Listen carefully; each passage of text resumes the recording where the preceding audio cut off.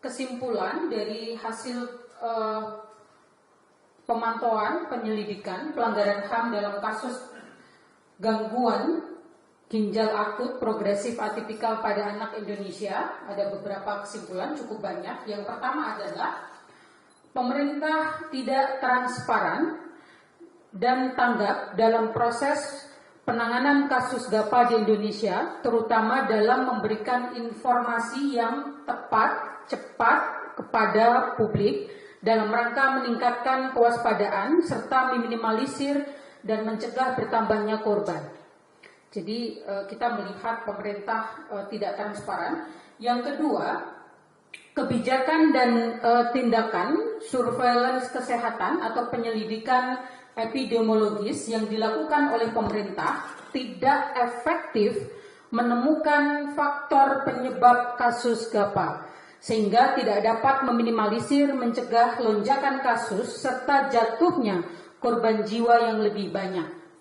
Yang ketiga, kebijakan dan tindakan pengawasan terhadap sistem kefarmasian, baik itu dari aspek produksi dan peredaran obat, tidak dilakukan secara efektif oleh pemerintah, sehingga menyebabkan keracunan disertai kematian dan dampak lanjutan terhadap ratusan anak-anak. Yang keempat, kebijakan atau tindakan dalam penanganan dan pemulihan korban atau keluarga korban tidak dilakukan secara cepat dan komprehensif, sehingga keluarga korban mengalami dampak lanjutan yang memprihatinkan. Dalam beberapa kasus yang kita datangi pada keluarga korban, 3 keluarga yang kami datangi, itu sebagian di antara mereka orang tuanya terpaksa kehilangan pekerjaan karena harus mengurus secara bergantian dengan istrinya karena mengurus anaknya yang harus hampir setiap hari ke rumah sakit.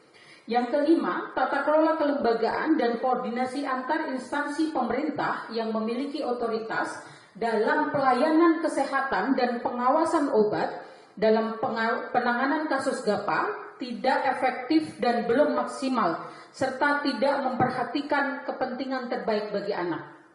Yang keenam, kesengajaan mengubah bahan baku tambahan obat yang tidak sesuai label dan peruntukannya, sehingga menyebabkan keracunan disertai kematian serta ratusan anak oleh industri farmasi merupakan perbuatan melawan hukum atau tindak pidana.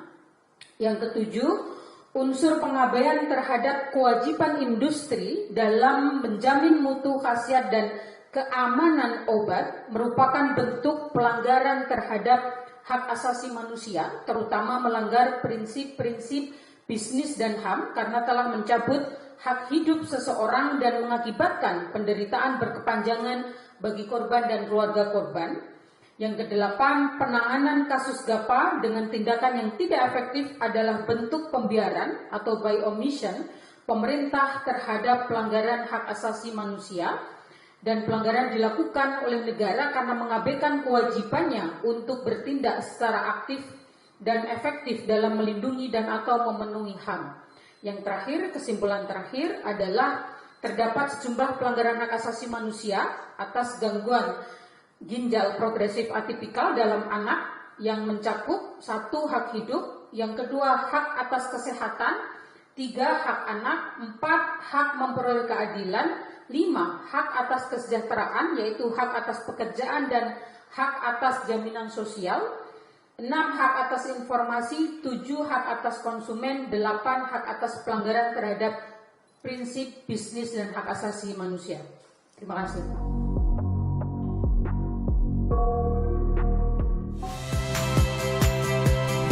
Saya Rahmat Ibrahim.